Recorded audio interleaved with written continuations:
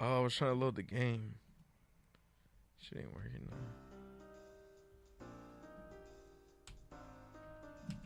I'm about to get sued. Maybe not.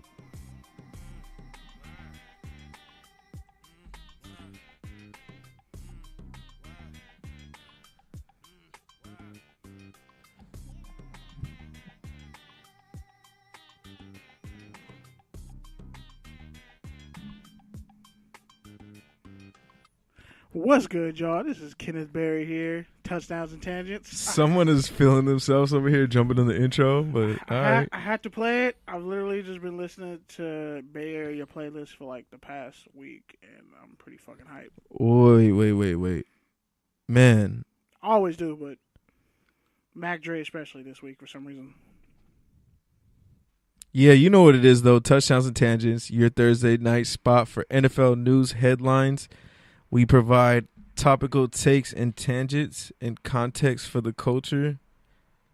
And, you know, the brilliance of this show. Wow, I don't even think I just said realness. Whatever. What's brilliant about this show is that it's really real and honest, and we actually cover things that, well, mainstream media just won't cover or doesn't. And from a perspective that's real and directly from the people and to people. I thought about it this way, man. We're pretty much like a life, culture, and experience podcast in the context of football, of sports, specifically football. That's pretty much the easiest way to describe this podcast / broadcast on the Good News radio station, FPC Radio, and X Squad affiliates and xsquadradio.com. Shout out to the replay affiliates. Shout out to all the podcast platforms and distributors out there. And shout out to all the people who listen to us and low-key subtext us. When we're not on the air. When we're not on the air. Yeah, like, man. You guys going live yet? Yeah. Sure. Yeah, man. Why don't y'all come and be our interns? Yeah, you know. Or better yet, since this is episode 99, man, episode 100 is next week. Bro. Episode Alden Smith. Episode Warren Sapp. Episode Tyreek Hill speed rating. Episode all the Oakland Raiders players who ran like sub 4.3s that Al Davis drafted. Oh, okay. I see you. I see what you're doing there.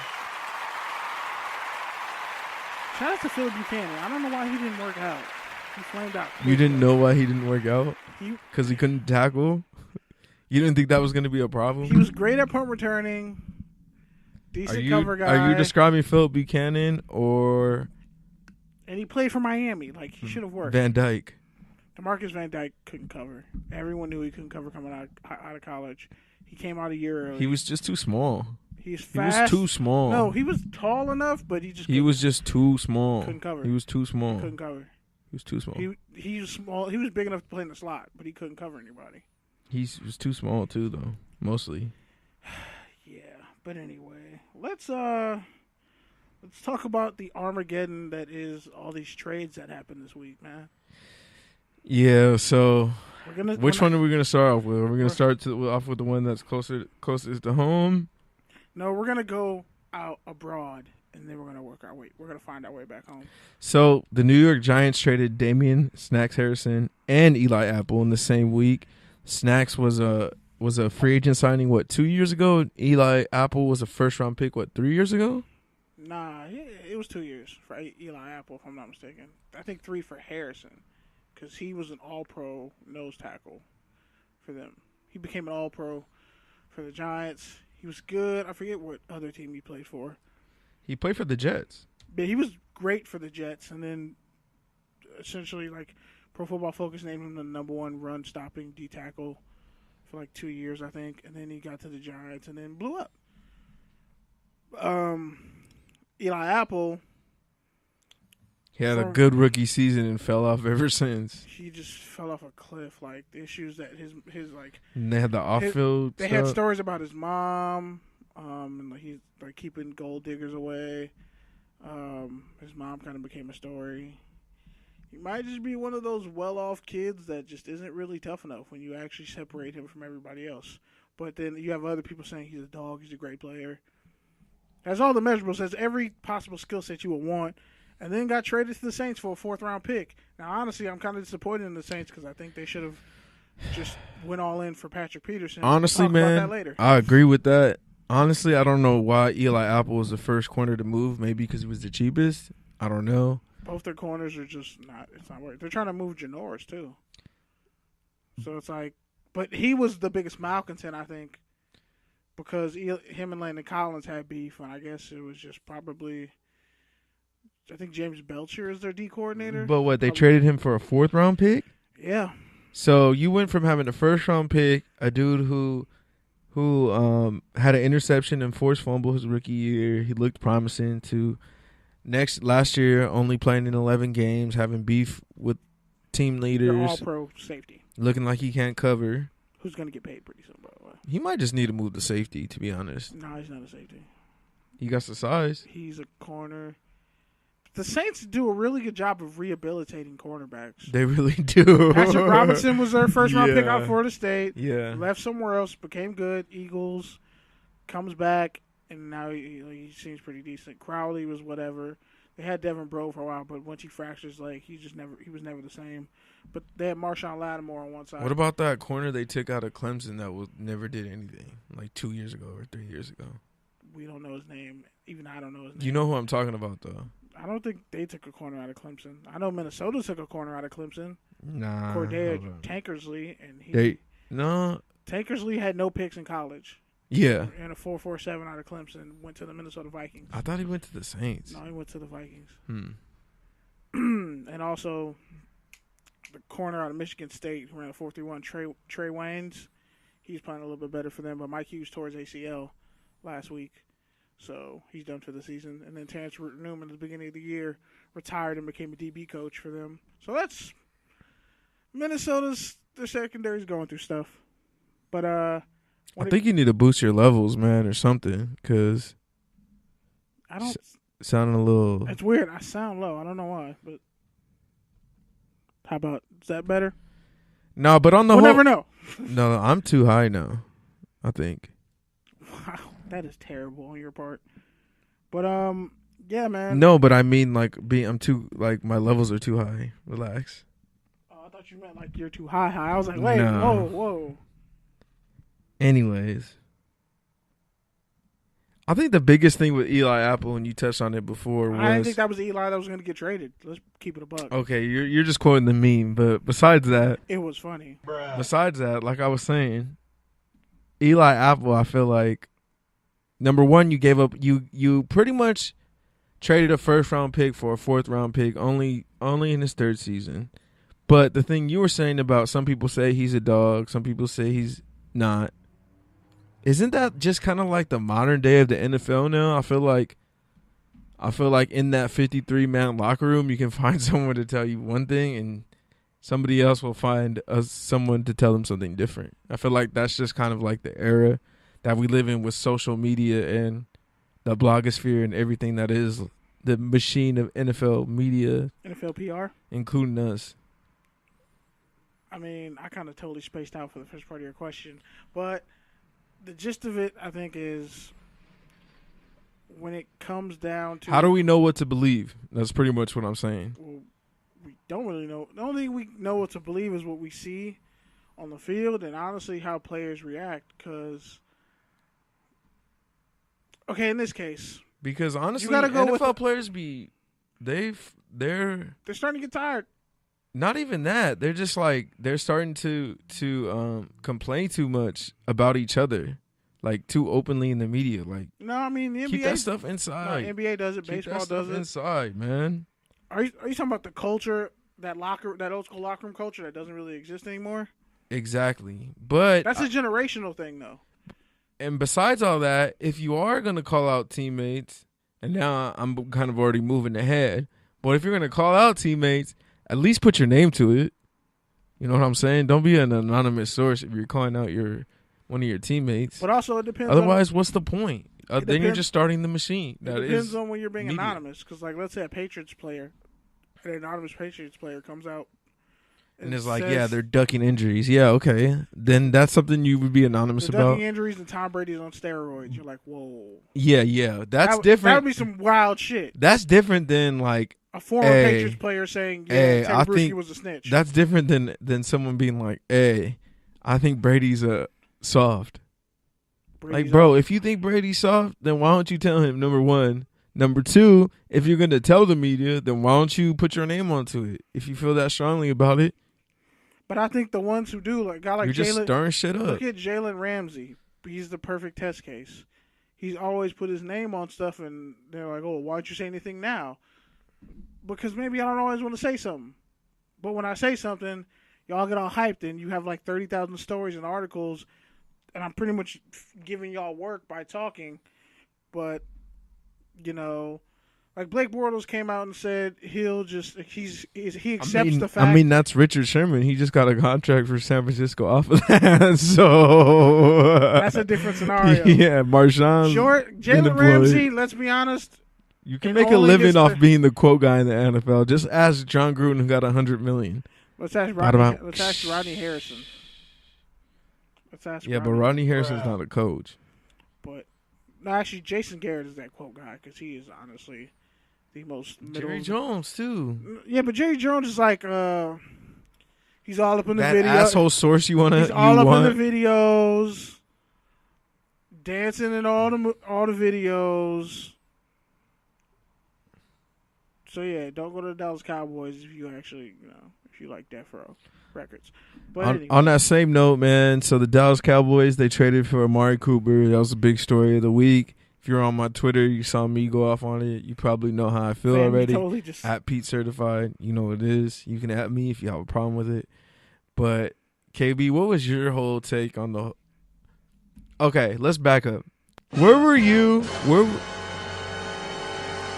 Where were you when you first heard like serious rumors that Amari Cooper was being traded, and then also, where were you when you saw that it was officially like done? I didn't hear shit until like the day was practically over because I was at work. So then, what did you think? I was like, wait, what the fuck? I saw the group chat blow up, and I saw you were depressed, and a bunch of other people were depressed. I'm like, oh, so I guess we're gonna have to put some people on suicide watch now. The whole Raiders fan base, because I thought it was like speculation. I'm like, oh, they're working to trade Amari Cooper to the Cowboys, but like compensation hadn't been worked out. So I was like, all right, well, it ain't really official then. And then I see it like, oh shit, they really traded him for a first-round pick. The Raiders have 3 first-round picks. They traded to the Cowboys. That's like the perfect pick. What if the Raiders signed Des Bryant as like just to really shit on the fan base? And I was like, oh wow. You went to a dark wormhole there. I went to a very dark wormhole, and I have a theory about this whole Raiders organization that involves Star Wars. Shout out to the homie Mancini. I will touch on that in a bit. But I look at the Giants and the Raiders, and with the Giants, they literally have all-pro skill players, all-pro talent. They just need better pieces on like the D-line, a corner. You know, corners they can develop, whatever. You can find that in the draft. But they need like 3 new offensive linemen if we're keeping it a buck. Who? The Giants. Like, Soldier needs to play better. They need a center and a right guard and a right tackle. They have a running back. They have receivers. They have a tight end. Like, Eli needs to really get his shit together, but they can find a quarterback next year. But when you look at the Giants, like, they're more in the direction. They're in the NFC East. They can still compete at a high level through their dysfunction. The Raiders can't compete through a high level, and they can't compete through dysfunction. And they're proving that they can't compete through dysfunction. And the fact that you get rid of Mack, then you get rid of Cooper, and then you hear all the stuff about Derek Carr soft, and that shit was stupid. I never believed it. First off, the man played with a partially torn back muscle or partially broken back. Yeah, he played with a bunch of heinous ass injuries. His finger got destroyed. Like, come on, toughness isn't an issue, but progressions are. It comes in waves. But when you look at Derek Carr, he has an image, and like I said, remember when I was like, I don't know if they want to market Derek Carr to Vegas. I don't know how it's gonna work. Sin City, he's like a super low key. Vegas is hella conservative though. No, but not conservative. Outside of like the strip, yeah, Vegas is conservative as hell. Like it's but pretty not conservative. Like Derek it's pretty Carr red. Conservative. Not like he gives off a John Cena X type vibe. You know what I mean? No. Like clean cut, good dude, great family man. Yeah. Or John Cena's probably a bad, but I'm saying like the company guy. Yeah. But an elite talent, a leader, and now the narrative has gone to he might get traded to Jacksonville for Blake Bortles and a couple first round picks. I'm with which it. Wouldn't really be a bad idea. I'm with it, to be honest. You give me Leonard Fournette and Blake Bortles, you can have Derek Carr. Can we get Fowler too? Is there a way we get Fowler as well? You got to get Fowler because you're not getting Ngukwe. Yeah, one of them. Because Ngukwe is smaller than Bruce Irvin, so you're not getting Ngukwe.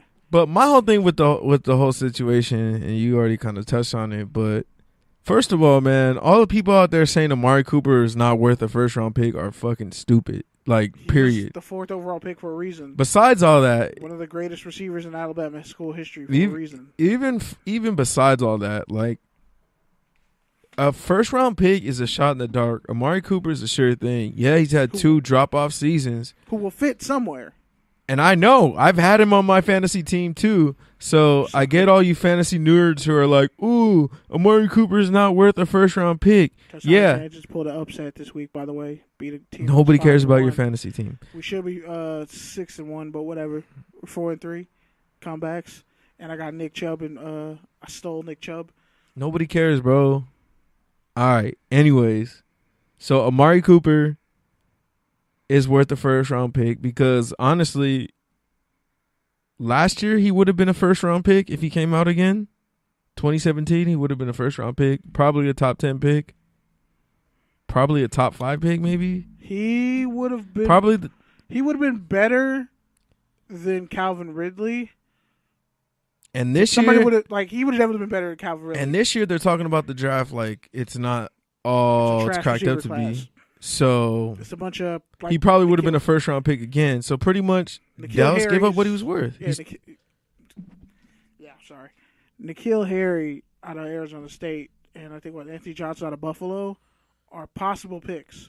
But this was such a deep receiver class, this draft, of guys who could just fit in somewhere that it's way too early to tell. And it's not like that Mike Evans wide receiver draft class, the Odell draft class. That's one for the ages historically. So pretty much the Cowboys gave up his value, and then when you consider the fact that he's him in the first round, he's already proven in this league, which a first round pick we don't know. They could easily be a Corey Coleman, a Rashad Breeland, I don't know. Wow, that's gross. Rashad Breeland is a corner, by the way. I think you meant Brashard Perriman. Brashard Perriman, yeah. Out of UCF, by the way. Don't take Kevin White. West Virginia, who actually caught a Hail Mary in that Chicago New England game, but he got stopped actually at like the one 2 yard thing line. He can do. He caught it and it was great, but yeah, I feel bad for him because I really wanted Kevin White to be good, but those injuries. Same. He's finally healthy now. He's finally actually healthy. So you never know. But a broken shin sucks, and then he had ankle and knee injuries or whatever. But my whole issue with the whole Amari Cooper is not Amari Cooper getting traded. Like John Gruden's this team sucks, and we haven't been using Amari Cooper for 2 seasons now. And I hope he goes to Dallas and plays well, even though Dak Prescott is not any better than Derek Carr, and their offensive line stop, much better than the Raiders anymore. I might have to mute your mic. Offensive lines fall off pretty fast in 2 years because those were 2 of the best offensive lines. They were dominant. Tyrod Smith is a Hall of Fame career, arguably, on his way to it. One. You have Zach Martin, All-Pro guard. Yeah, and the rest of that line? Their starting center, Frederick, has that autoimmune disease, so he's kind of messed up. He hasn't even really played all year. So that messed up their whole get-down, but they're even still good with Zeke, 3-3. So no way is Dak Prescott in the same realm as Derek Carr. That's what I'm saying. I don't feel like Amari Cooper's in any better of a situation. No, here's how he's in a better situation. Cole Beasley essentially is the Cowboys' best receiver. Wow. KB just complimented a wide receiver. I'm shook. 2 weeks in a row. Bro, we got to stop mentioning Cole Beasley on this podcast. You talked about him as a rapper last week, too. Are you a Cole Beasley fan? Wait, hold up. Are you a closet Cole Beasley fan? My closet white receiver fan? Yeah. Low key, you are, actually. First off, I think about it. I was a Jordy Nelson fan before you were the dude who everybody. You were the dude who would call all Brandon go. Stokely was you my would call fan. all go play with, and then have Ricky Pro go into the flat, huh? No. Deep out. Yeah, same thing. No, it's not. A flat and a deep out are two different I mean, it's the same concept, One's though. to the first down marker. It's the same concept, yeah. Well, at least one he gets the first down. Yeah, it's the same Buys concept. me extra possession. Duh. You just had a good offensive line. So. No, that's like a risky ass screen pass because if they're in zone, guess what? You fucked up. But yeah, man. But no, with the Cowboys, Cooper can play all those receiver spots. Terrence Williams is suspended. They cut Bryce Butler, who should probably just get picked up by Oakland. That would be might as well go back to Oakland. That'd be kind of funny if he ended up being their savior at receiver. Because Jordy Nelson's your number one receiver right now, and Martavis Bryant, and Jared Cook, who's really been your best receiver all year, even though he's a tight end. You have Cooper in that offense. Now you have to actually can't just stack the box because Cooper can take it to the house from anywhere on the field. Literally anywhere on the field. And he will any position, anytime he touches the ball, like he can literally take the ball the distance. You can just throw screen passes to him, and he'll make something and work. If he didn't get worn down at Alabama, I would say you could even have him return kicks. Alabama receivers don't get worn down. Look at the number one Alabama receivers; they don't get worn down. I don't know, man. I just don't trust Alabama players. I don't trust. First, if I trust Alabama receivers, they usually end up being good. Yeah, for sure, they do. Alabama tight end like O.J. Howard, he's an anomaly. They don't have tight ends like that. All those guys run like 5.2s and shit.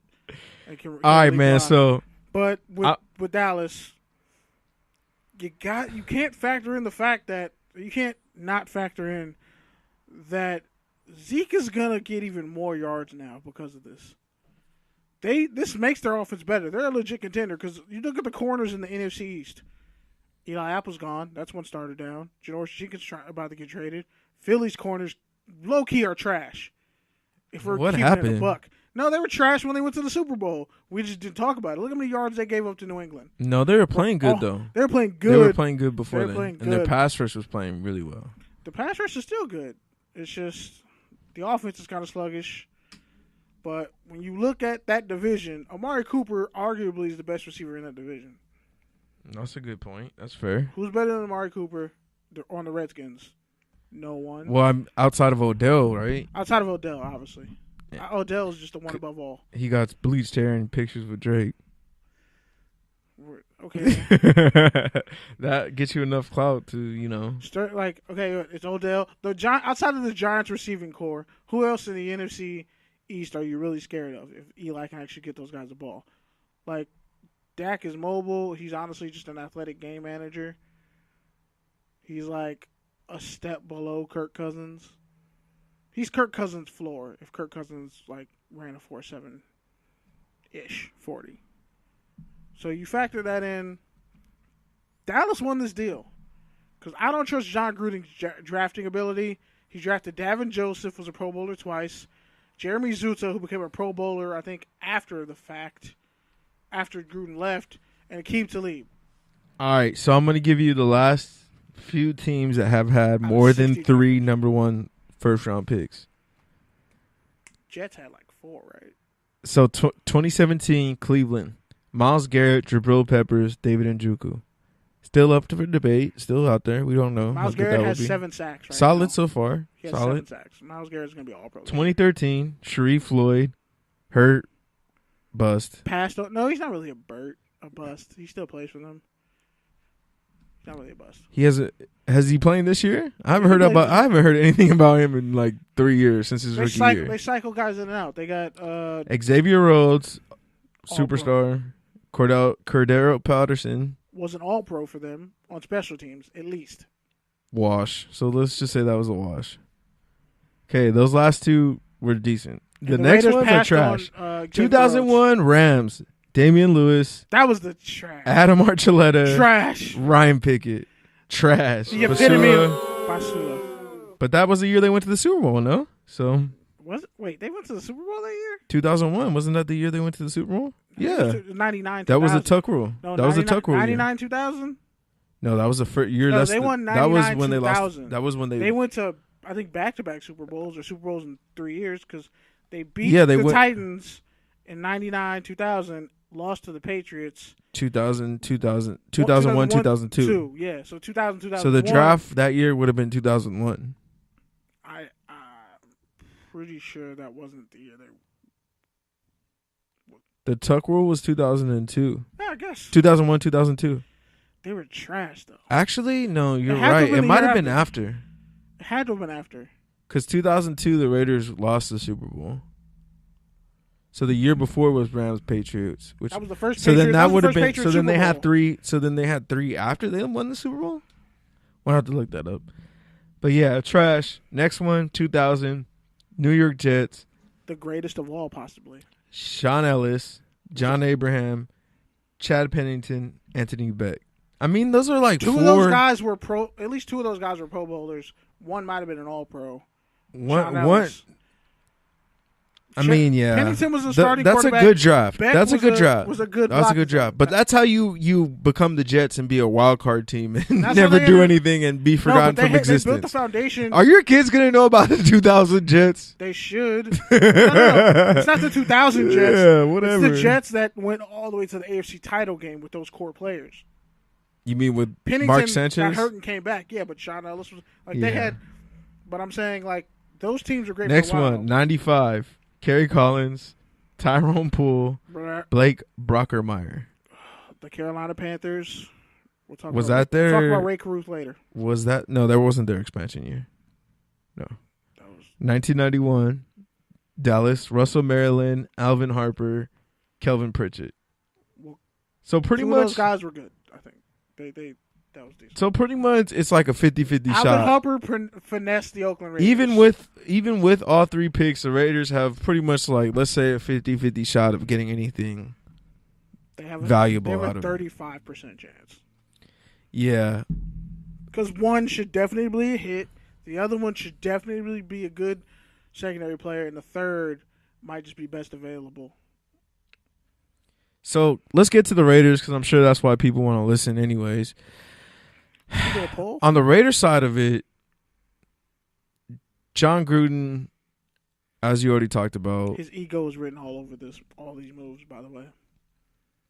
A lot of people are saying this kind of redeems him for the Mac trade, but no, I don't think so. You gave up a second-round pick. It was pretty much a wash. For a Hall of Fame player. You lost.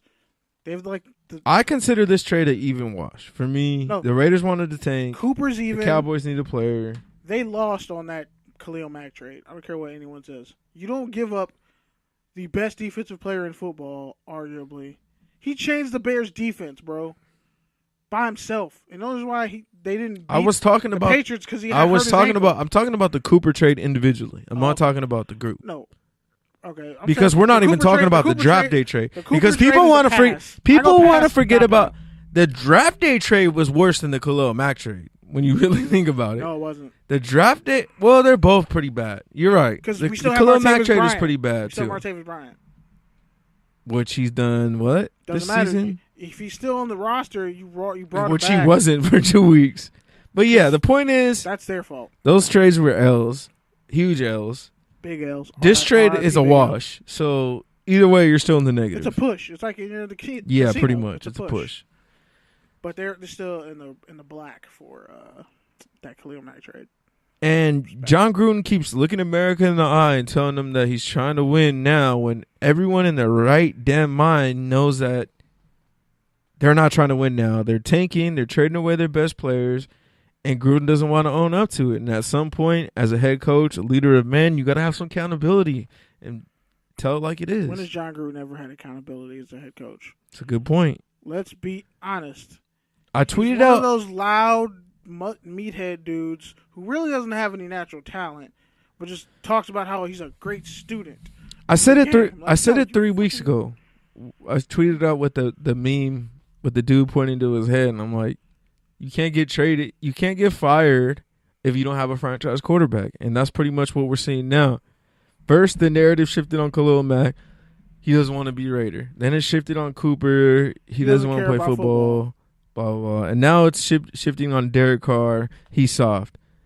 Pretty much, this is just all part of the machine of Gruden being able to make these trades. Andrew Martinez in the chat room. Shout out to you, Andrew. Fuck the Boston Red Sox. I'm sorry you're stuck dealing with all those horrible Bostonians. Maurice Hurst was a good late-round pick, but that was honestly the best late-round pick that the Raiders have probably had in years. Arden Key is an incomplete player at this stage.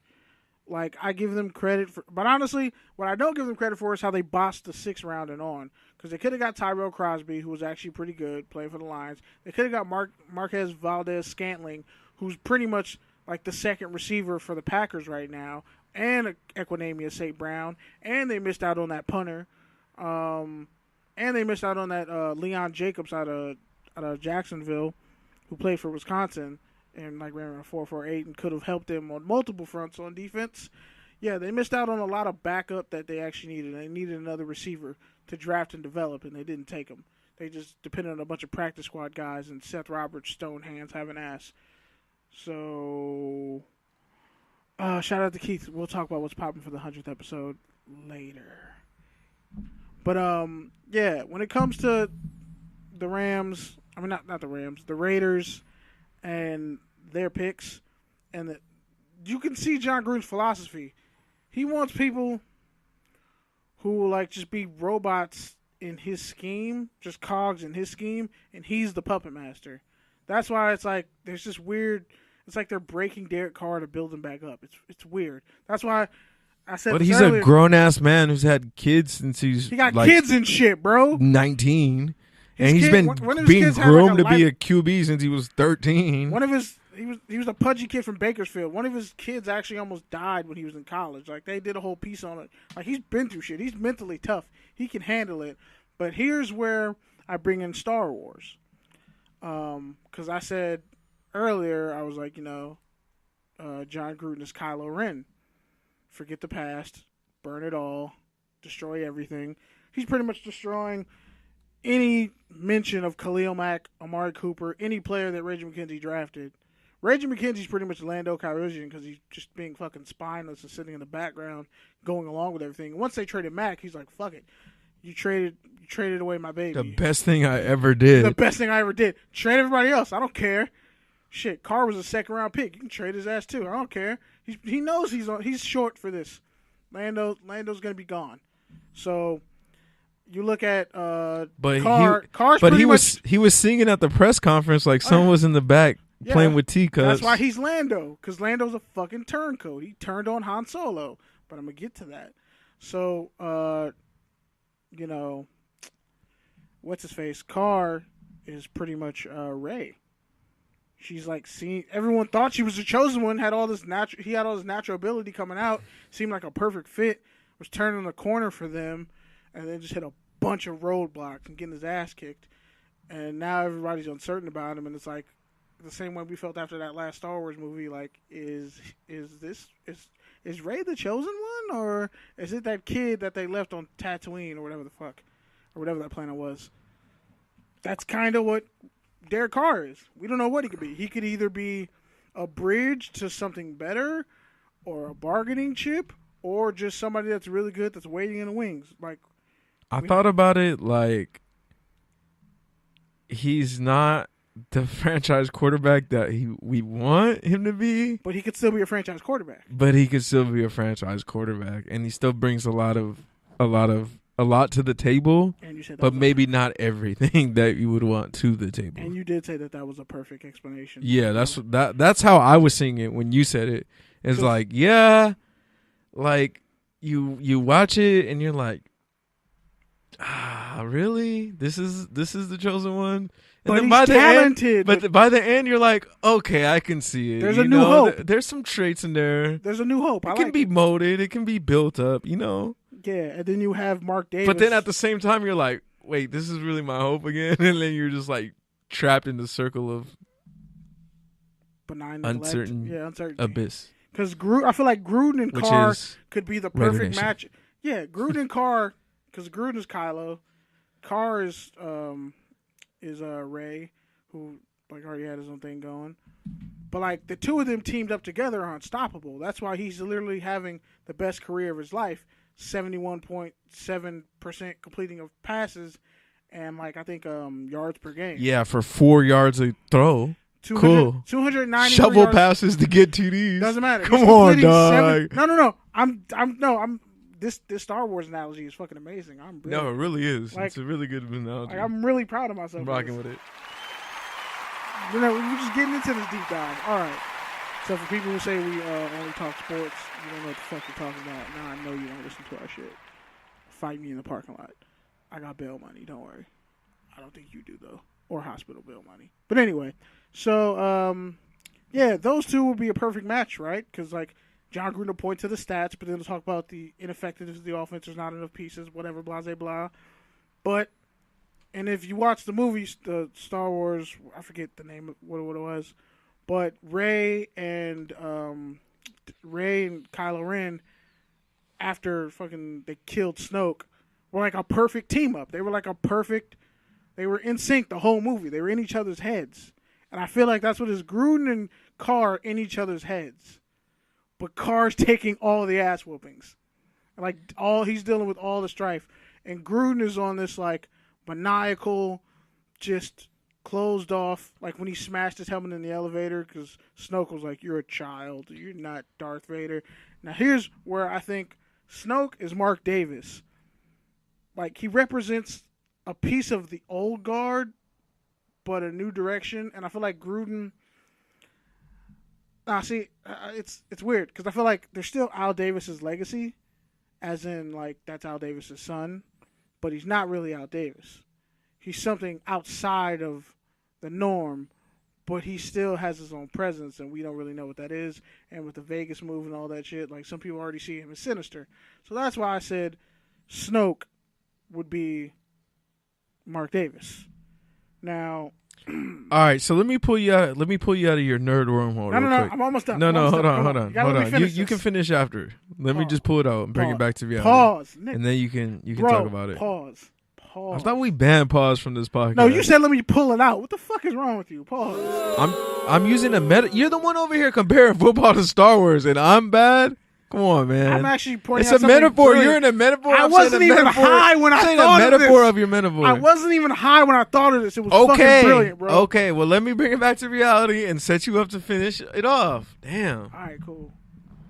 All I was going to say is... Watch your phrasing. Shout out to Archer. I read 2 columns this week. One of them was pretty much saying what you're saying about Mark Davis and about how this dude has pretty much leveraged his whole entire franchise in this move to Vegas. I think he owes the NFL like $1.5 billion, and the franchise is only worth about 1.42 right now in Oakland.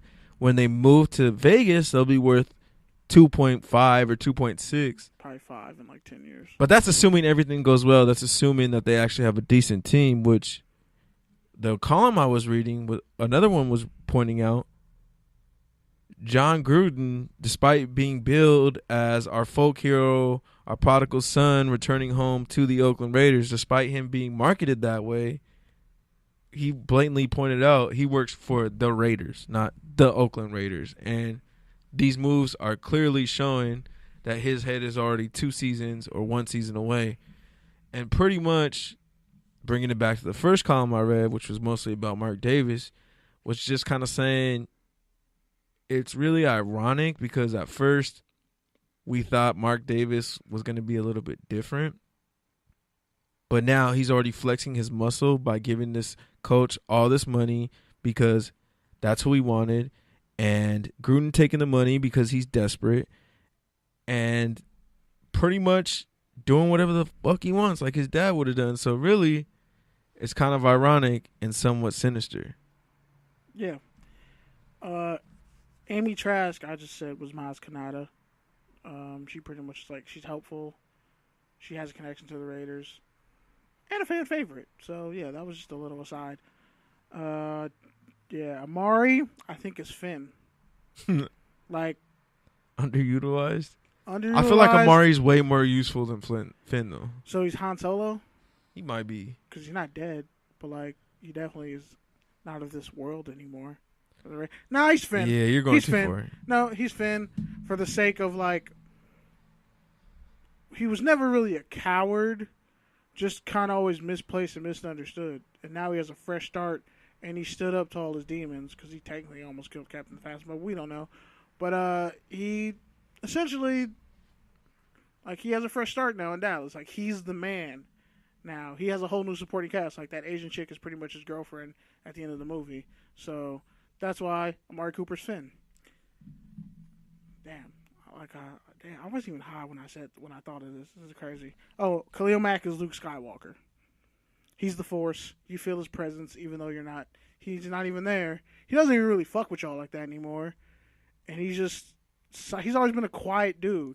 So pretty much, he's been through a lot of shit, like just from being a walk-on pretty much at Buffalo to becoming an All-American to being one of the top picks in the draft and earning his way to being the highest paid player in football ever.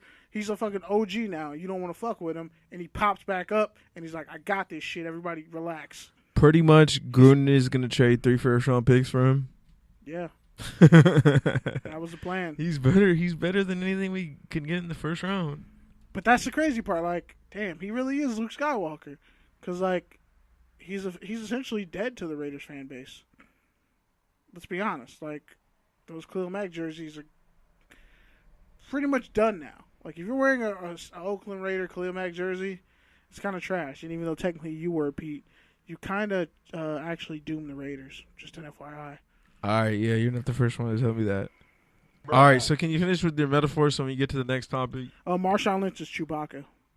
Just because he's consistent, you root for him?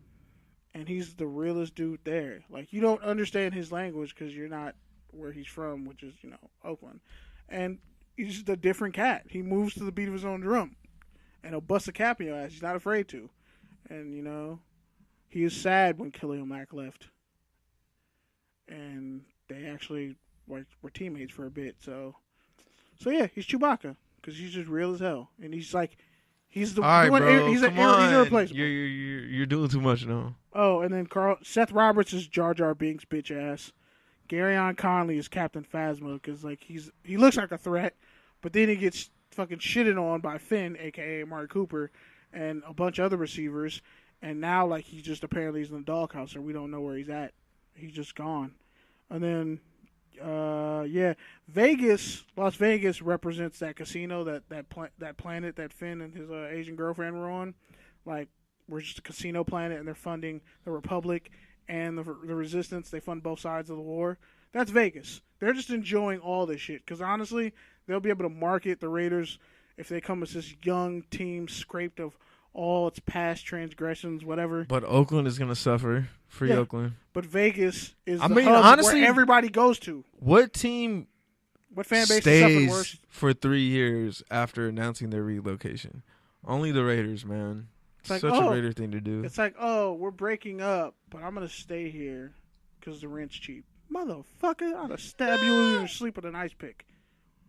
And then, that the planet that they all escaped to, where like they almost got killed by the Resistance, with like the Crystal Foxes, that's Oakland, because it's just a barren wasteland now. Once like the Raiders leave, but there's still life. There's salvageable life on, there. You could still like create a civilization there.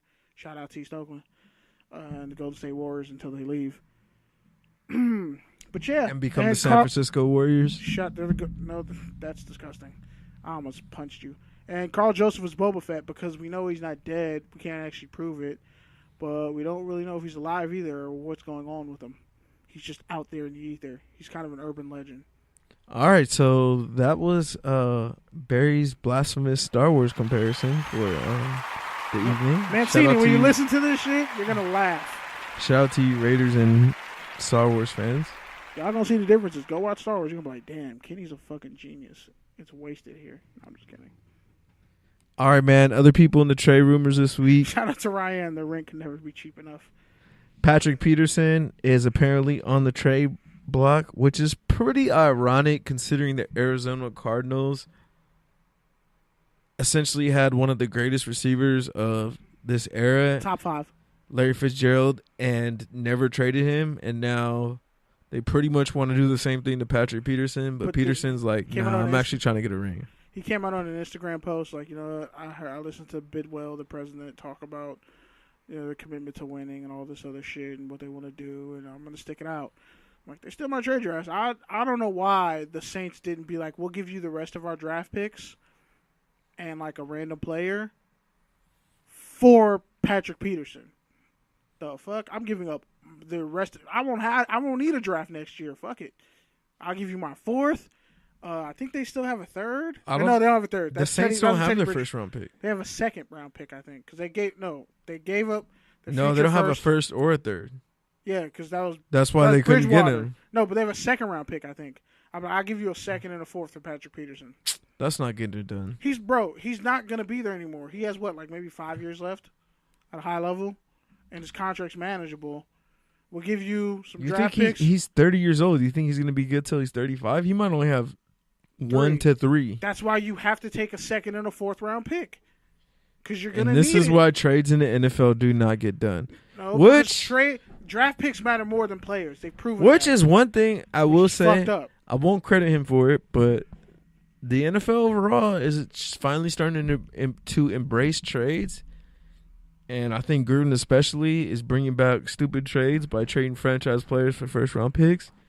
I mean, and honestly, the Browns did an honorable thing by trading Carlos Hyde to the Jaguars so he can get more play time. Honestly, I'm a Raiders fan. I'm not. And they got screwed. But outside of that, like, I'm for NFL trade season. Like, I'm glad that stuff is actually happening now. And it's like a week away. The Yeah. deadline. And shout out to Vince McMahon said this once. Bret Hart screwed himself. That's what the Raiders did. The Raiders screwed themselves. So I don't feel sorry for him. I'm over here chilling with my 7-0 Los Angeles Rams. Shut up. I'm done. I'm good. I made the bet. I won out of that divorce. That's all I'm saying. I won. Also, and my fantasy team came through. Nobody cares about your fantasy team. My PPR league for a block punt. Nobody cares about your fantasy team. Shout out to Corey Littleton, who's going to get paid soon. Nobody cares about your football team. Your fake football team. Your fantasy football team. The touchdowns and tangents. No one cares about your Madden franchise team. All right, man. Wow. Le'Veon Bell was also on the board on the trade block. He's probably not going to get moved, and he's probably not even going to report until the absolute last day he has to. November 3rd, maybe? I think that's the last day. Because if he doesn't do that, misses 10 games, he'll lose a year of service, which means he'll have another year on his contract still. So, yeah, I would show up, take a piss, drink some Gatorade, run a couple laps, stretch. Be a third-string running back? I'd be the practice squad quarterback. No, you don't want to do that because you'll get hit. Nah. That's the whole point. He's not playing. I'll be a holder. Fuck it. I'll be a holder.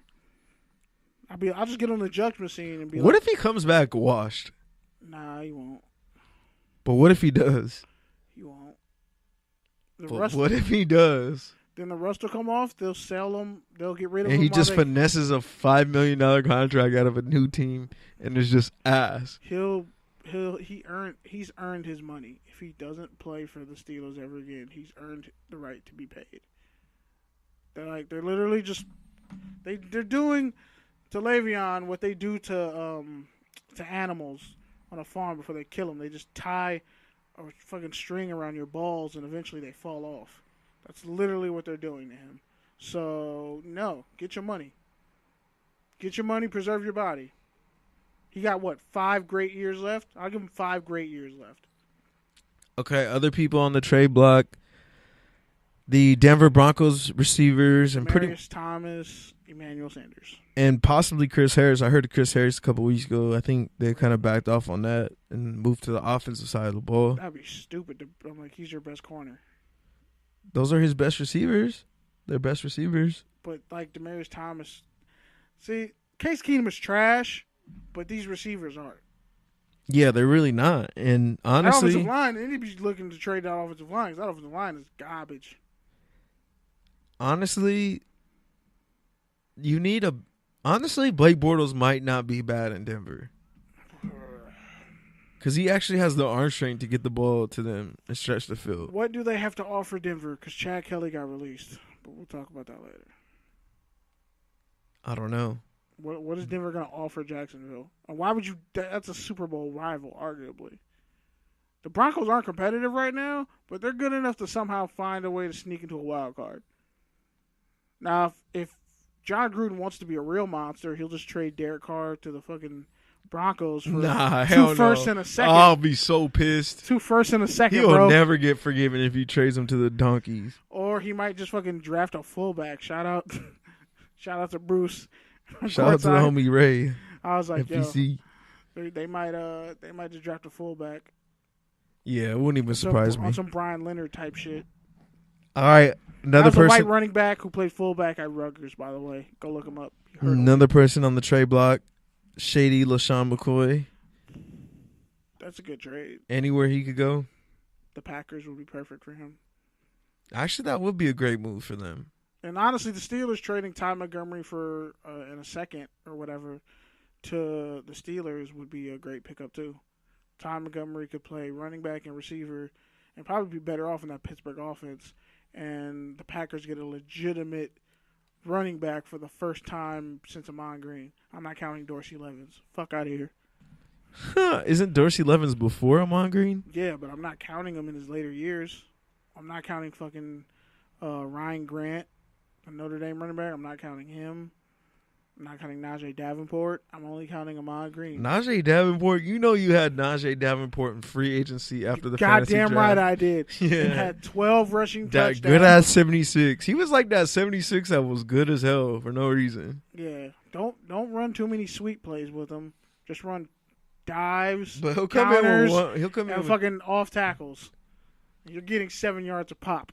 And if you don't break one, I remember you're when trash. I was a kid, I used to build teams with like sorry ass teams. Yeah, I just used the free Like agent I pool. just used all 70s players and would just make a team and then somehow take it to the Super Bowl. Yeah.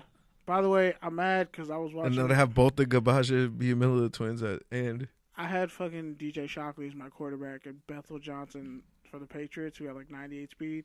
I literally won a game on All Madden on a fucking kick return for a touchdown on the last play of the game. That shit was crazy. Went to the Super Bowl with DJ Shockley as my fucking starting running back. Don't tell me. That's trash. And by the way, DJ Shockley is a fucking analyst for the SEC Network. I saw him and I started screaming. I was like, oh shit, he does exist. He's still real. All those DJ Shockley. I remember when I was coaching at Birmingham, the one black QB on the team would be like, Coach, what do I play like? Blah, blah. Fucking DJ Shockley. And he'd be like, I'm like Michael Vick. I'm like, nah, dude. He's like, Tyrod Taylor? I was like, nah. Not even close. I was like, you're more like DJ Shockley. You're the MVP of the SEC title game. And he was like, DJ Shockley? He's like, I don't even know who that is. I was like, it hurt his go feelings. Google it. He was like, Coach, I Googled DJ Shockley. I'm mad at you. He was the SEC championship game like, MVP. bro, he was in Madden? Come on. He was in Madden. He was great on NCAA football. He was nice. He had a strong arm. At one point, he was like in the 70s on Madden. So fuck all that. DJ Shockley was a nice developmental quarterback. All right, man. So let's move to your college football segment of the day. Hit that bell. For those who go to class or still enrolled in university, I know you got a lot of news you want to talk about, and then you're also going to be at the Utah UCLA game. So shout out to us. Shout out to Woo. Hooking up with the tickets. Shout out to the tailgate that I will eventually be drunk as fuck at. You thought the USC tailgate was something a couple years ago? Was that a couple years ago or was that last year? Yeah, don't get beat up by a Polynesian. I'm not going to get beat up by a Polynesian. Or ever. like ever. nine, ever. or like, ever. Or like 9 white dudes. Dog. Or That's my Spartan 300 moment. or you might show up with your little stupid I'm not going to wear the USC hat. Your little stupid beanie. And get your ass whipped by Polynesians and white people. Nah, I'm gonna just be like, fuck it. I'm gonna put on like a special whistle for people in Altadena to hear me. And like, you might have some D lineman and some Brian Cushing dude fuse up on you just to fight you. Nah, I'm gonna be like, bro. Some UCLA and Utah fan, some tatted ass Utah fan. And I'm be naming all the high blonde haired Josh Rosen wearing kid are gonna fuse up to fight you, and they're gonna have all the good trades. I'm gonna name all the dope UCLA football players that I fuck with. Aaron McKee. Jonathan Ogden. Aaron McKee, the dude who fucking picked off and ruined the famous 13-9 game, ruined USC's perfect season with John David Booty, even though he had a broken thumb or some shit. Aaron McKee was a converted safety, played linebacker number 2. How many people know that shit? Come on. I have enough knowledge to get me out of almost any situation. And if it comes to fisticuffs, I'm just going to mutilate the first fucking person. I'm going to pick like the most innocent. And we all agree on Steve Smith, so. What are you talking about? Steve Smith what? Exactly. Steve Smith in Utah, Steve Smith in USC. We're all good. Yeah, I'm about to say. I was like, where are you going here? L.A. Which one? Santa Monica. Taft. Yeah. Santa Monica College, junior college. What we doing? Yeah, exactly. So we're all good. When in doubt, I throw out an Ellis McCarthy. Don't throw out a UCLA receiver though. That's. Yeah, I'm Craig Bragg. Fuck you. He had like a 92-yard punt return against USC. Craig Bragg was nice. All right, man. Mercedes Lewis, Maurice Jones-Drew, Ellis McCarthy. I'm gonna name all the fucking Temecula, all like the kids who from that region who just went to UCLA but didn't do shit else in life. So I know you want to talk about Ohio State. So why don't you get to that? Ohio State got blown the hell out, like 49-20 by Purdue. Apparently, Purdue don't play that shit, so don't come up in their house doing that shit. But nah, they boiled oil. They're boiling. To the intern that made up that Sports Center highlight I saw this week. Wait, that was actually a thing? Yeah. TV? Yeah. I know I'm better than so many people in these jobs. I'm better than so many of these people. It's disgusting. Yeah, well, they have degrees and white networks. I lost that. Moment of truth. I stand corrected. Nah, fuck all that. But nah, yeah. Man, LSU, highly ranked. West Virginia, I called it 2 weeks ago. They lost to Iowa State. They were ranked 6th in the country. They're done. So pretty much, Kentucky's ranked 12th, even though they lost to Texas A&M. I think Texas A&M is ranked. It just really comes. It's coming down to the SEC. The Pac-12 is totally fucked. It's just a dumpster fire, a fuckeration, holleration, and his dancery. But yeah, I don't remember how that Mary J. Blige song goes, but I know someone's gonna kill me later for getting it wrong. But anyway, Pac-12's totally out of it. You got Utah, who's never won a Pac-12 title, never been to a Pac-12 game. This looks like their year after they beat the shit out of USC, and they're ranked. Utah loves black quarterbacks who like aren't really super mobile and athletic, but like have good passing skills. So shout out to Utah and their recruitment of more black QBs. Shout out to Brian, the quarterback that they had that beat Alabama, like beat the dog shit. I think it was Brian Johnson or something like that. Shout out to him. But mostly you got Alabama. Devin White, the linebacker for LSU, and first-round pick, who the Raiders should definitely draft, but for some reason they don't like LSU defensive players. I don't know why. Arden Key was like their first guy in forever, but they passed on Tre'Davious White, who's pretty much been a top 10 corner since he came to the league, and was still on the board. Joe Barksdale. Fuck Joe Barksdale. I'm talking about their tackle. Defensive players. Their tackle they drafted. The one that moved to guard and then cut for no reason. And then moved to tackle and is They just cut him, not Denver Kirkland, the other one. No, not Denver Kirkland. The dude who failed a drug test. He got suspended for like 4 games. What's his name? Oselli? No. Google it. But yeah, he was nice. He had potential. But yeah, LSU, they have their quarterback, which means they're a national title contender because that defense is great. But against Mississippi State, Nick Fitzgerald, who just broke Tim Tebow's record for rushing touchdowns for a quarterback. Yeah, I know. Shocking. But Devin White got suspended targeting call, which it was a stupid-ass call. That's why I don't like those targeting penalties in college till this day. Because he hit him clean.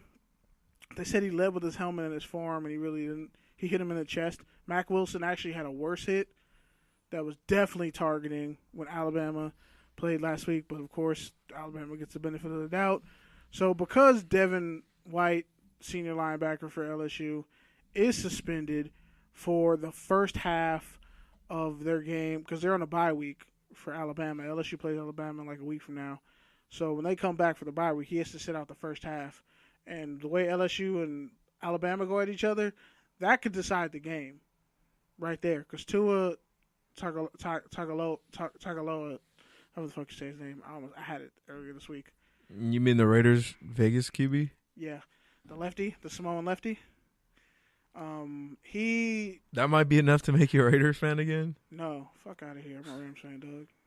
Until the wheels fall off or Gurley gets traded. You're fake, dog. You are so fake. No, I just know when to walk away from a bad situation. Fuck out of here. No, you're fake. I didn't sell out. I bought. You're gonna say I'm a Rams fan until I die. Shut the fuck up. I've heard you say that you're a Raiders fan until you die. He's Oakland born and raised. I was born into it. Yeah. Shut your ass up, you phony. And I fucking walked away. Most OG Raider fans are done with the Raiders too. It's these new age cats. All right, man, hurry up with this college football shit. Hey, first off, watch your mouth. Second, okay, so the ex-wife of former Ohio State receiver was granted their order of protection against him. I think the dude's name was Zach Smith. Forget. But yeah. Alabama, Tua has 25 touchdowns and no fucking picks. Like, that's like an NCAA record. And it's already an Alabama single-season record for, like, touchdowns in a season. Because all Alabama quarterbacks have been trash except Kenny Stabler. So, yeah. It's going to be huge. That LSU-Alabama game in a couple weeks. Kentucky's ranked 12th in the nation. I still keep... Benny Snell's going to be nice, but he's honestly like Michael Bush 2.0 before the leg injury at Louisville. And Bubba Bolden, can you finally talk about this? Because this has been on the rundown for like 5 weeks. For like 3 weeks, and I kept forgetting. So former USC safety, sophomore, Bubba Bolden, safety, highly ranked prospect when he came out, was at a party like in Trojan Village or whatever, got into words with some other students. And it was disrespectful back and forth. Words exchanged. He left the party. Just thought it was over. And then the student, pretty much discipline commission, suspended him for 2 years, which means he'd be suspended pretty much for the rest of his college career, as far as like his junior year, senior year. So he said, fuck that. Pretty much, he transferred. And he put out a statement on his Instagram. And the way the whole situation is being painted out, it's like he just pissed off the wrong white kid, apparently. Because I'm pretty sure there's probably some rich, spoiled white kid legacy who he probably pissed off and was on that panel. And they made, honestly, a gross miscarriage of a decision. Because a lot of people surrounding that situation, they literally started up a GoFundMe for dude. Like, not a GoFundMe, a change.org petition. I'm not even bullshitting. It was like in an hour. It was like thousands of people just retweeting and shit. So it was wrong for them to do that to him. And it seems like USC, like, there's a subculture of racism, let's be honest, especially when it comes to USC and black athletes. I like Kenneth this season. He's calling out USC and black athletes finally. No, I've been talking about USC and their racist bullshit that they pull. On the low. Not as much this year. Let's be honest. You're doing it much more frequently now. In the past, but now I have time. Now I have the luxury of time. Okay. Shout out to Pusha T. All right, okay. Shut up. I mean, it's true, but, like, I think that shit is whack. Like, so I get in a fight and argue with some white boys at a party, and all of a sudden, like, you want to take away, you want to suspend me for 2 years? I was drunk, but a lot of people in college, everybody in college is fucking drunk and has arguments. He didn't put his hands on nobody. Nobody was hurt. There's no allegations. Nothing. He's never been a criminal, never been in trouble with the law. But they decide to suspend him for 2 years. I would leave too. But also, like, the way they handled that situation, I think it's people really need to start calling out USC on their bullshit.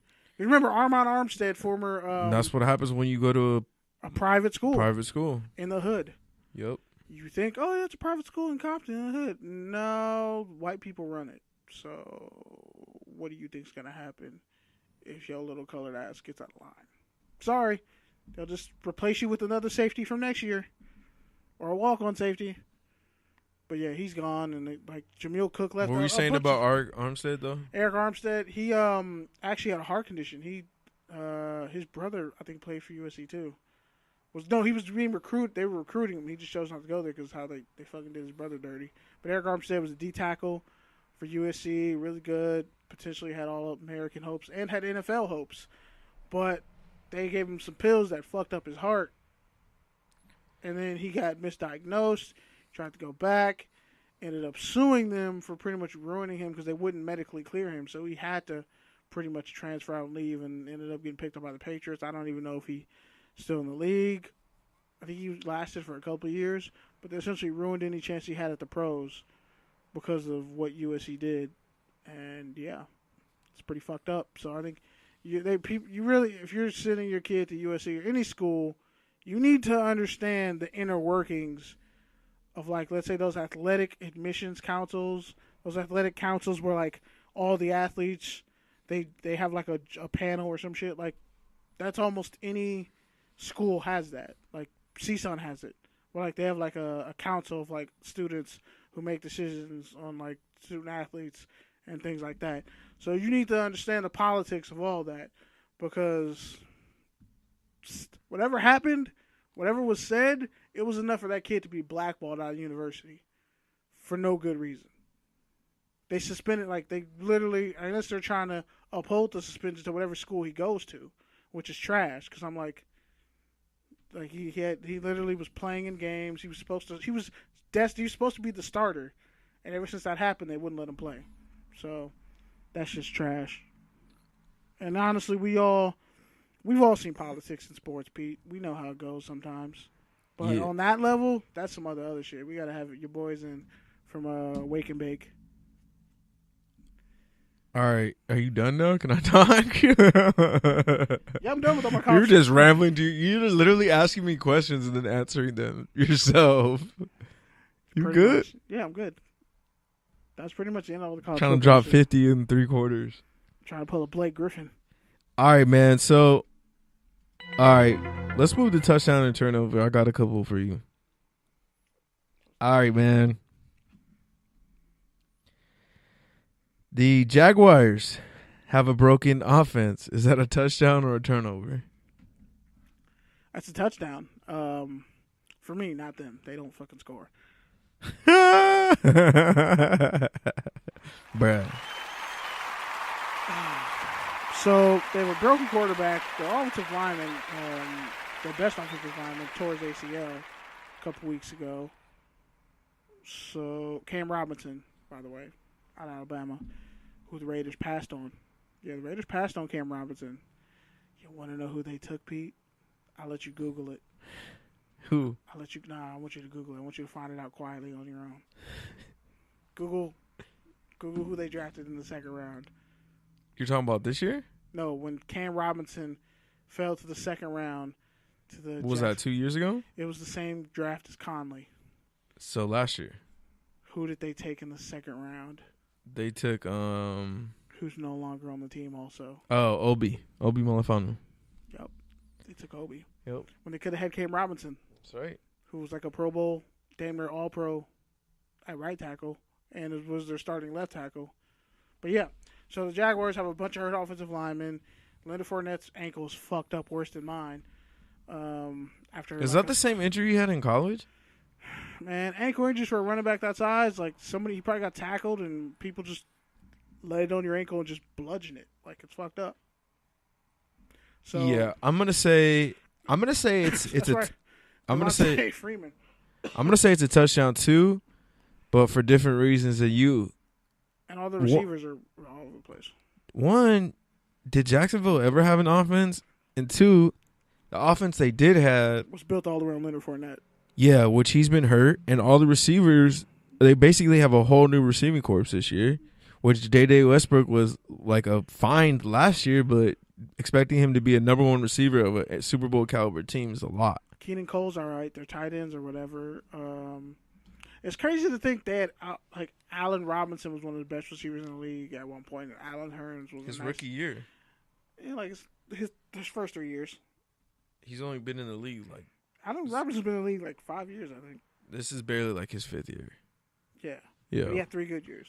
Yeah. And a torn ACL. But you factor in him and Allen Hurns doing nothing in Dallas. It's like, wow.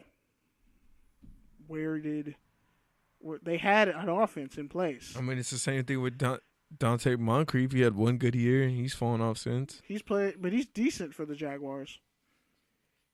But the Colts, he was good for the Colts, but Andrew Luck was hurt.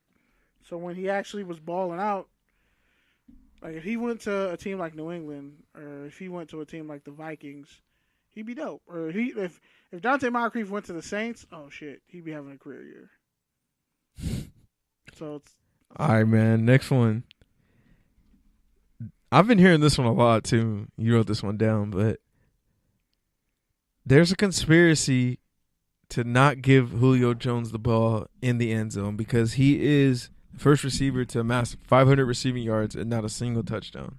And he also has like over 800 receiving yards with no touchdowns, which is like an NFL record. Yeah. Adam Thielen's over here just setting the fucking world on fire in Minnesota because Case Keenum's getting all the catches. So touchdown, yes, there's a conspiracy. Turnover, no, there's no conspiracy. Steve Sarkisian is involved, so there's definitely a conspiracy. If he's your offensive coordinator, you got a fucking problem. Yeah. Because they got Ito Smith, I think out of Southern Mississippi or some shit like that. Decent backup. Freeman's on injury reserve. Coleman's just starting running back, but he's in a contract year. Calvin Ridley's doing good. They're getting the ball more to Cooper, the tight end. Sanu is pretty much just there. And they throw it to Julio to get them in the scoring position, but they don't. It's like fucking Matt Ryan doesn't know how to throw a fade route. It's amazing. And it's just disgusting, honestly. That should be a trade that should happen at this point. Trade Julio to the Raiders. I'm gonna say it's a turnover. I don't think there's a conspiracy because I don't think you let a conspiracy keep you from a Super Bowl, aka not giving the Julio the ball more in the Super Bowl to close out that game. Kind of like T.O. No, I'm just kidding. They actually fed T.O. the ball a lot. They had to, but they didn't feed him the ball enough because I think he had 8 catches, 9 catches. They threw it to fucking trash ass L.J. Smith. Don't trust a Rutgers tight end ever. Name the last good one. Tim Wright was a receiver who got switched to tight end. But name the last good Rutgers tight end. That'll be fun. That'll be a fun trivial pursuit for you. And the next one I got. Actually, all right. Let's move to take or tangent. First one up. I feel like we're gonna. All right, go ahead. First one. Unless you go ahead. You got one? Go ahead. Go for it. Touchdown or turnover. So, official. Referee, yeah, that's a good one. That's a good. Referee was actually fired for like the first time in the modern era during the season for just blatantly fucking up and not doing their job. This referee pretty much missed a blatant false start on the Chargers' part when they threw a deep-ass touchdown against the Browns. That won the game? That set up to win the game? Pretty much. And the guy's name, Down Judge Hugo Cruz. He missed a clear false start in Week 6. He's been fired by the NFL. Why he got to be Latino, though? This is the first mid-season firing in the Super Bowl era. Yeah. I'm going to say this is a touchdown because apparently... Russell Okung jumped off sides heinously. Apparently... It was just before halftime. I'm going to say this is a touchdown because apparently he had missed a bunch of calls before that. In fact, he hadn't even been greenlit to officiate the postseason. Wow. The past 2 seasons, I think they said he missed the postseason. Yo, bum, dog. So he was already under surveillance. Now I want someone to actually go through the games he coached, find those calls, see how many of them impacted scores or games, because I'm over here yelling. Tim Donahue. Tim Donaghy, but yeah. Shout out to, Jeff Triplett, punk ass. The index card game. That was the beginning of the end for me as a Raiders fan. The index card game. My dude. Versus the Cowboys, and then they finessed us for Amari measured Cooper. First down. Wow, and fucking index card. Amari Cooper. Bro, index card. Ironic. And like the fact that you had to use the fucking index card clearly showed just from geometry, if you actually fucking passed it in high school, you would know how they actually position the card. It's like, yo, that's a first down. Like if you take the card out the way, he had to fold the shit in half. He had to fold the card in half. And like, oh, there's a space in between the ball and the first down marker. Well, if you don't fucking fold it in half, then guess what? That's probably a first down. Stupid. All right, I'm done. I hate that guy. I hate that receiver. Fuck this guy for getting fired too. If you're bad at your job like that, you should be fired. So we're both applying to the NFL. That's a first. Anyways. Oh, and another thing, hire more females if that's the case. Now that like we're trying to ingratiate more women into football in terms of like the coaches and everything, this would be a great time to shout out. I think the one line judge is a female who's doing dope shit in the NFL, doing her job. You want to know why you don't know her name? Because she's doing her fucking job. That's a good point. All right, man. Take her tangent time. Here we go. Eric Reed, Malcolm Jenkins. Man, Eric Reed was coming for everybody on Sunday. He was coming for bodies. He gave Zach Ertz the fucking Olympic slam. Yeah. By the way, Zach Ertz, if you're going to try to fight somebody, you shouldn't run at them like that, like a dumbass. Cause that's someone who's never been in a fight. Yeah, like that dude's from Southeast Louisiana. You don't want to fuck with him. You're a white boy who went to Stanford, and it showed. It clearly showed. Yeah, pretty much. Eric Reed made a tackle, and I think he got a penalty. He pushed Carson Wentz down after he threw it. Yeah, like he got a penalty. He didn't even need to touch him. Threw his ass to the ground. Carson Wentz looked at him like, "Come on, bro." And then Zach Ertz ran at him trying to do something. Fucking meathead. And Eric Reed just flipped him over and was like, "What's up?" His superhuman fashion on some Killmonger shit. He wasn't even in Super Saiyan yet. He was only in the rage mode. He was only in the red before. On some Vegeta shit. Yeah. On some Vegeta shit when he said, "You know what? I'm gonna turn on all you guys." But before the game, at the coin toss, immediately, I guess him and Malcolm Jenkins got into it.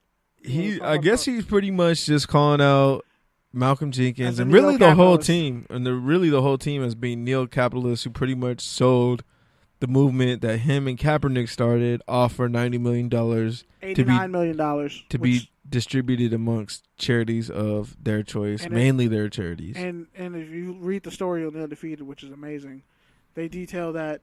Like, yeah, Dr. Harry Edwards, who, by the way, Kaepernick said doesn't speak for him in some regards. Like, they were consulting Harry Edwards, and Harry Edwards had talked to Kaepernick. So that was also an interesting factor to that. But when it comes down to it, it was a situation where, by the way, fuck Josh Norman. We're going to get to that, too. Jenkins and them became the point person to talk to the NFL and negotiate. And Eric Reed is like, you know what our demands are. You know what we want. Like, there's no, let's take this hush money. Kaepernick, if there's going to be any coalition for the NFL, Kaepernick should be leading it. And again, y'all should read the story in The Undefeated, how it fell apart. But pretty much, he called him a neo-capitalist. Pretty much like how, let's say a guy like Jesse Jackson, Al Harper, Al Sharpton, they've been accused, and in a lot of regards, rightfully so, of making money off a lot of movements that they were a part of that other people died for or got thrown in jail for or whatever. All right. Can you back up? So, yeah. Because we're playing Take or Tangent. You're over here giving your opinion. No, but so that's confused. How deep this Malcolm Jenkins versus Eric All right, but that's why you're supposed to wait until I say, do you have a take or a tangent? That's not my take. That's just the backstory. Like, yeah. You got to go read that story on your own, and then you can come to your own conclusions. But that's a lot of shit. Yeah, so pretty much it was a loaded issue that all pretty much bottled up. Exploded on Sunday. So, furthermore, I'm setting you up now. Do you have a take or a tangent on this whole Eric Reed and Malcolm Jenkins beef? Bruh. This is real beef. This ain't Drake and Pusha T beef. This is actually some beef about some money shit. This is about some morals. Money, morals, and well-beings and families being fed. This is like if MLK and Malcolm X low-key squared up and we didn't know about it. They might have. That's not funny. You should fucking laugh, Pete. You don't know. That's why I said it, because I probably knew that probably happened. But as someone who was a part secret societies are just gangs. Well, if we're being honest, most of all the African American civil rights leaders actually were all in the Boule or in Greek societies, secret societies. That's what I mean, yeah. So I was like, damn. Rosa Parks, she was in a sorority. MLK was in a fraternity. Yeah, all types of crazy shit. Whatever. Might have a conspiracy show next. It's not a conspiracy. It's Like, no, it's actually that whole like, them being mostly Greek is actually true. Yeah, most people in the top 10 percentile are Greeks. Yeah, so Skull and Bones. There you go. But go read the book The Skeleton Key, and I think there's a movie. Shit, fuck with me. As a kid, they had us reading those books. Damn. But anyway, as someone who's taken part of the coalition and helped build it up, and then saw it get destroyed at CSUN, stuff like this is kind of inevitable. Where you have someone who's not going to jeopardize their morals at all, and then other people who just want to capitulate by getting some money on the side. They want a solution with the people who they have a problem with. You want to negotiate with the bully who's whooping your ass, essentially, or the person who has control over you, to have some kind of faux control. Like Harry Edwards said pretty much in the story, like, okay, we came to this agreement about the 5 years, $89 million, but 2 years, the players don't have to pay into it, but there's no way of enforcing it. It's just there. We just agree on some shit. Like, imagine me and you agree on some shit 2 years from now. Or, like, for 2 years, but we don't set a date when it goes into effect. And we have no way, there's no third party or anybody who can come in and orchestrate when it's going to actually go into effect. And that was the issue. And then you have people like bitch-ass Josh Norman, who apparently is just a bitch on the field because he gets lit up all the time. And, like, he texted his address to Eric Reed and offered to buy him a plane ticket. I would have took him up on that offer and beat his ass in his front lawn in front of his family. Fuck Josh Norman, seriously. If he sees me in the street, I want the smoke. Because honestly, that dude's he's a shit talker every week. Like Michael Thomas from the Saints exposed him in that Monday Night Saints game. They beat the shit out of the Redskins, and all you saw was like him crying on the sideline. He's like also like the best receiver in the game right now. One of the best, yeah. But in high school in California and somehow didn't get a fucking USC offer. I don't know how that happened. When his uncle's one of your greatest alumni. I don't know how that happened. That was a miss. But what makes it even worse is he didn't go to UCLA either. There's no good receiver comes out of UCLA. Tight ends, yeah. I'm pretty sure Unc was like, nah, you can't go to UCLA. You ain't going to go to Stanford because they'll just make you a tight end. Yeah. But when it comes to the whole Eric Reed, Malcolm Jenkins situation, I see it. There are people who are just politicians for the cause in blackface. And there are other people who they'll get notoriety because they think it'll make them look good. Okay, I get what you're saying. Let me finish. I get both sides. But is that really both sides? Like, is that really what we're seeing with Malcolm Jenkins? Is that how you see Malcolm Jenkins? Okay, how I see Malcolm Jenkins is he was just the comfortable. In other words, he's the comfortable Negro in a sense. I hate that, but honestly, yeah, like once they signed that shit, he stopped. But is that really fair for you? Is that really fair for you to say? As someone who's seen, I know those types of personalities, and I've seen that. That's the role he kind of played. You weren't saying that when the deal got done. No, you were happy the deal got done in principle, but I said happy, was you celebrated I was like, it. How are they going to actually execute it? Yeah, and you since did then, say there's that. been no answer. There's Yeah. been nothing. So it's like, all right, bro, you just wanted to be the face of something to help negotiate it. Like, no. Eric Reed and Kaepernick were in the right, and history will show that.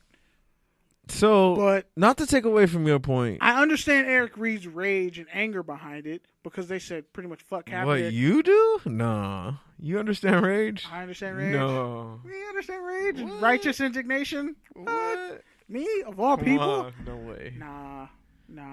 All right, go ahead. But honestly, yeah, man. Because at one point I've been on both sides. That's why it's like a shitty. It's like a tie. It's a nasty ass tie. I think this is the same thing you see in this kind of a tangent, but any scenario. This is what you see in every single, because there's the engineer, right? There's the person that builds the software, and there's the Bill Gates. The Steve Ballmers. You got your Bill Gates, the engineers. You got your Steve Ballmers, the salesperson. Take Facebook. In the social network, the dudes got fucked over out the deal. Exactly. We're mad about it. Take exactly. Napster versus LimeWire. Napster got fucked over. LimeWire Still got fucked over. Gave everybody's phones and computers AIDS. Yeah. That last one wasn't a good example. But no, that's what it kind of. That's what that's what it is. Is there's the players are split. They're fractured. There's support people and there's people, and the people get the notoriety. Unfortunately, that's just what it is. But the question I wanted to raise to you, and the tangent I initially wanted to go on before you brought this up, was: Is this just another example of black on black crime? Like, is this a good thing for kids to see and stuff like that? Because it's not really black on black crime, but it's more of. I know it's not crime because it's a context of a football game, and obviously no one got hurt and it wasn't that serious. So I'm not trying to make that point. But what I am trying to say is, like, is it a bad imagery to see these two people who are both black role models beefing and having an issue with each other?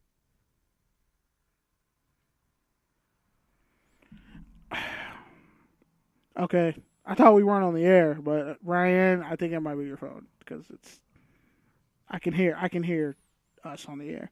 All right, so yeah, thanks for having side conversations on the air. No, man, like, she's engaging with the show. Like, if I really, when she said, like, yo, I don't hear anything, I was like, oh, I know, shit. I'm just kidding, but still. Don't scare me like that, damn. I have needs and issues. Okay, what did I just say? You said, is it a form of black on black violence? No, but it more speaks to. See, I'm gonna handle this on. I'm not even saying if it's a crime. I'm saying, is it bad imagery? Is it bad representation? Is it?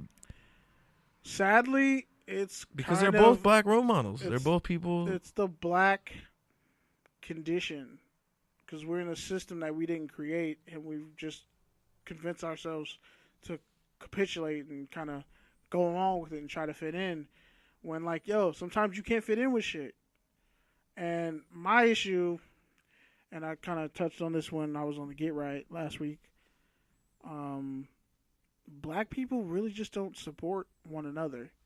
It comes down to we air out our fucking grievances with each other instead of handling that shit in the back. And that's why I say I'm only worried about black people as a group, because we're the ones who don't have our shit together. Latinos have their shit together for the most part. Asians definitely have their shit together. White people, come on. Kavanaugh. White people talked all that shit. White women talked all that shit. And the white dude who's a rapist and whatever still got in. And Bill Cosby's rotting in jail. But in fucking, what's-his-face, Weinstein's getting charges knocked off every day. But I don't hear none of you black feminists out there talking shit. Or any of you feminists, really, out there yelling that shit. So, congratulations for undermining the Me Too movement. But anyway. You know what's funny? It's like, you don't have to make your point by, like, defending Bill Cosby. No, I wasn't defending him at all. I don't even He's think going you in jail. I don't even think you needed to bring up Bill Cosby, like, to make your point. Because I'm getting to that. When you think about Eric Reed versus Jenkins, right? Josh Norman was in there talking shit, and what's his face wasn't the only one. Damn it, Russell Okung. There was like 5 other guys. Kenny Stills. There were other guys in there who were supporting and on Reed's side, and Kaepernick was the one just off jettisoned. Now, when the fact that he's being blackballed and Reed is saying, "Why are you trying to negotiate with people for money that we don't even know where it's going, how it's going to actually be given out?" Instead of, the main point is a black man is being blackballed for standing up for black people who are being murdered by the police and all types of racist shit. And instead of you jumping on our side and making our cause stronger, whatever your individual beliefs are, you create a whole nother fucking coalition to get money and break bread with people who are oppressing you. And that, ever since, you can go back to slavery, ever since white people came to Africa and fucked a bunch of shit up, in the Arabs and the slave trade, that's a common, unfortunate theme in the black community, is that we're gonna sell each other out. Or we're gonna have these useless fucking discussions about one thing when there's another thing still over here killing all of us. And it's really frustrating. That's why you have to just find like-minded people. But when it comes to that, like, it wasn't really handled properly. That whole situation. And but that's just a small part of it. The bigger issue is, as human beings, you and I both know, unions are the biggest example of how people get fucked over and how, like, a righteous cause or something that starts out halfway decent becomes something shitty. Plenty of people in unions have said, you know what, we're just going to sell out the workers and cut a deal because we're tired of this shit. And then the workers get fucked. And you got people crossing picket lines every day. Like, so that's just a divide and conquer tactic that people like the NFL, corporations, conglomerates use. So that's the bigger issue more than the racial issue, is that human beings naturally do that shit. It's divide and conquer. But, yeah. And right, fuck out of here with Bill Cosby. He's in jail for a reason. But I'm just That's saying, what I'm saying. You don't even have to bring you don't have to defend Bill Cosby. I'm never defending Bill Cosby, but I'm saying, but you don't even need to bring nasty motherfucker in jail. You don't need to bring it up to light to prove your point, though. Like, again, I'm not. I get it. But shout out to Ryan. Get it. Shout out to what did Ryan say in the chat? All right, next one. So, it's gone now. Whatever. So, Ray Caruth was released from prison. You've talked about Ray Caruth a lot. Basically, set up a plot to kill his baby mother. A woman who was pregnant with his son. Had some goons in the car with him, shoot her and kill her, but the baby survived. The baby survived. Punk ass hit in the trunk. And he's been in prison, and now he's getting out, and he wants to have a relationship with his son who has severe brain damage. So, do you have a take or a tangent on that? Make it quick because we're running out of time. Unfortunately, his ass isn't in jail forever. But if we're going to live in a society that says if people serve their time and do the crime and are rehabilitated, that they should be allowed back into society, you have to follow that rule. So whatever he does from here on out is what he should be judged for. He served his crime already. He was young and had a bunch of money. He was the first round pick and all this other shit. Okay, we get the horrible thing that he did, but he's out now. We'll go from there. Because we can bring in the racial aspect of this is a white dude. His ass probably would have never even went to jail. But in this situation... I don't know about that, but... Are you sure about that? I don't know all about the school that. shooters that fucking... Come on, dude. Dog, I can bring up any aspect of that's a society that's or a white males kill people. That's a different comparison. Okay, fine. A school shooter is a different comparison than a public figure who had set up a hit to kill us. Are we going to ignore real life? Are we just ignoring real life now? No, but I'm just saying. What he did was some real life shit, and I'm saying, yeah, like, I think he's a piece of shit, and I want nothing to do with him either. But he served his time. What else can you do to somebody? Okay, so then why do you have to bring up the other point? Because we can't avoid the racial undertones of this. Like, you're really one. That's what I'm. It's not that. I'm just saying I don't understand what you're trying to say because I'm saying white criminals because you've come on the air. Walk through the system. You've come on the air shitting on Ray Cruz plenty of times. Yeah, I'm still shitting on him. Like hundreds of times. Okay, if you don't understand. So, Ryan, we'll talk about this later. We'll talk about the whole Bill Cosby shit later. I'm not going back into that. But anyway, when it comes to the whole Ray Cruz shit, he comes out. Okay, I'll give you an example. OJ. People are polarized about that shit. Whether what he did or whatever he didn't do, he served his time and he's out, right? But I think the governor or some shit was like, oh, make sure if you see him, like, you report him, all this, that, and the third. People are already saying they were going to come out and heckle him and shit. Like, he already has people taking pictures of him, video of him when he gets out. Whatever he did, whatever you think he did, he legally served his time, and he was acquitted or whatever of the other shit. So, as a society, if we're going to follow the rule of law, we can't do anything. It sucks and it's fucked up, but what else do you want me to say? And on the other hand, fuck him. If he gets hit with a brick on Tuesday, I'm not going to feel bad. And the fact that he wants to be back in his son's life is some really fucked up, foul, nasty shit, and I don't like it. And him, And honestly, him and Bill Cosby could share a cell for all I care. And we could just forget about him. But unfortunately, justice moves at a snail's pace. So, and in life, you kind of just have to let people get their comeuppance. No matter how much you want to see them get their comeuppance, like right now, every day for the rest of their life. Yeah, man. Pretty much my thing is... Terry had a much better take than I did, but I can't repeat it on the air. My thing is pretty much, should this dude even... I feel like we shouldn't even be talking about him, but at the same time, we talk about him so much. That's why, we should talk about it. Because it's a development. No, Ray Cruz. Okay. But honestly, like, I don't know how. I don't want to give him any more clout. I don't want to. I don't even want to mention dude's name. Exactly. He needs to just go. He needs to just go and live whatever life he can live, like with whatever guilt he has or doesn't have. Or I can't say that man shouldn't be near his kid, and I can't say that he should though either. So we stay the fuck out of it. Yeah, that's between them and the family. That's all you can do. That's why I'm just like. But yeah, man, I was actually gonna say that was a really mature take from you. I'm proud of you.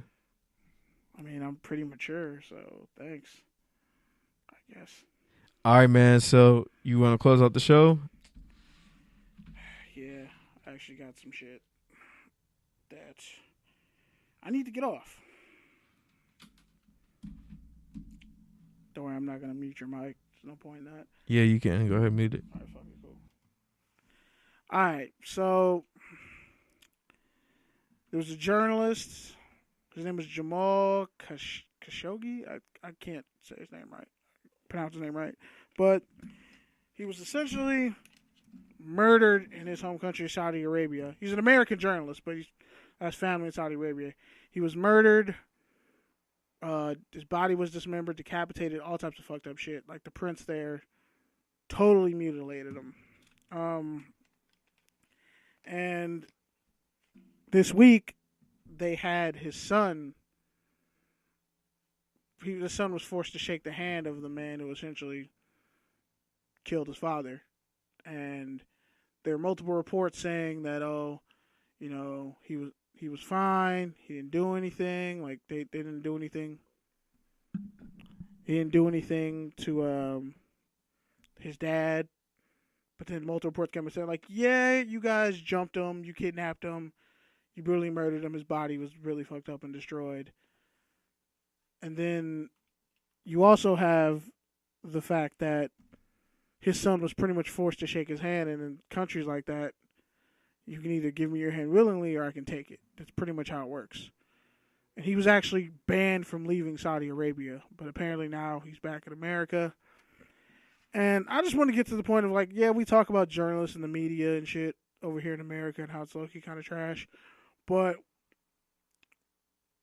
we have to really acknowledge the fact that being a journalist and what it used to mean in its purest form and execution, especially overseas, is totally frowned upon.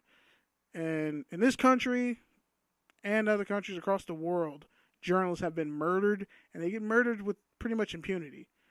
Like, the rate at which they actually there's convictions is like less than fucking, it's like pretty much like 98% of journalists get killed with impunity everywhere, but definitely overseas. But this happened in this country too. There was a guy whose car blew up. Like, his car just lost control. I forget his name. Mancini knows it. I used to know it. I can't remember, but because I had like a international broadcasting class I took when I was at CSUN, and I saw like how it's like impossible to get justice for a journalist overseas. People who are out there trying to tell the truth and like take on and corrupt governments, corrupt shit that's going on everywhere, and they get murdered all over the place. In Mexico, the amount of journalists that get murdered is disgustingly high and scary. And it's like there's a real pushback for people who want to tell the truth or even just tell both sides. And we really don't show any sympathy for journalists like that. And we really need to reconsider that shit, because There's people out here losing their lives just to tell the truth. They could be doing anything else. But we prop up people in the media like dumbass Megyn Kelly and trash-ass people like that. When you should be talking about journalists who are actually doing some really heroic shit out here, risking their lives for it. Taking on, corrupt police departments, governments, all that shit. By just simply telling the truth and printing truth to the people that need it. So, yeah. That's all I got to say. And, yeah. Yeah, that was a pretty good one. It was a really great point. I don't really have much to add to that. The only thing going on in my world this week, I think sometimes you just have to take a chance on yourself. And I don't know what KB was doing, but he was waving at me. Anyways, pretty much sometimes you just have to take a chance on yourself. Sometimes you have to invest in yourself. Sometimes you have to believe in yourself. And sometimes you just have to try something new. That's pretty much all I can say about a situation that I'm going through. But, yeah, pretty much you just have to be yourself. And, man, honestly, when I say no to journalists, I'm trying to figure out how I can say this politically correct, but there's no way to really say it politically correct. So I guess I'm just going to say it and suffer the consequences. So I'll probably regret this like 20 years from now when I'm trying to get a government job, or if I'm a rich public figure or own a company or something like that. But yeah. Fuck the police and anyone who withholds public records. That's all I got to say, man. Get those public records. Be fucking bullshitting, playing with people's money over some fucking records. Fuck out of here. Touchdowns and tangents. You know what it is. That's all I got to say. Yeah, for people who don't know what FERPA is, Freedom Information Act, all that good stuff, you go to any police station and ask for the police blotter or anything like that, they have to give it to you. Sometimes they'll say no, but like they have to, even as a citizen, they have to open their books to you because they're public servants. So, know that.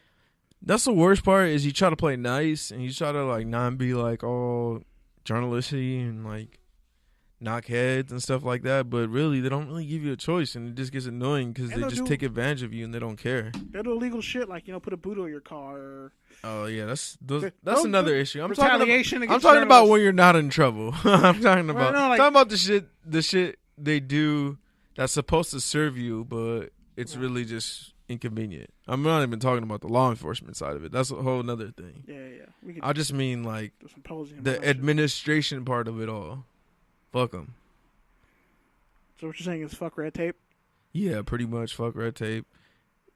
Fuck red tape that might be confused as yellow tape. Or fuck all tape. Or pink tape. All right, man. Not the purple. Touchdowns and tangents. I need to get out of here before I get yelled at. You know what it is. The Good News Radio Station. Shout out to X Squad. Shout out to FPC Radio. Shout out to your favorite podcast app and distributor where you can find this show. I am at Pete Certified. I'm at Ozio Grande. Episode 99, man. We made it. One more to go to 100. We may have some people from, a certain taco spot or whatever outside. Yeah, man. So come through. So if you're in the area, just come through and pull up. Say what's up. We'll have some drinks, some refreshments. We'll be hanging out, chilling. We'll do our show. It's gonna be real emotional next week, probably, because we're gonna have a shit ton of people call in, just embarrass us with stories. But honestly, if you fuck with this show, like it, review it, share it, tweet it out. And if you don't like the show, then you're probably not listening, so you can fuck off. That's all I got to say. Share it and tell us why you don't like it, and we'll respond. Yeah, pretty much. All right, man. Touchdowns and tangents. We're out. We out.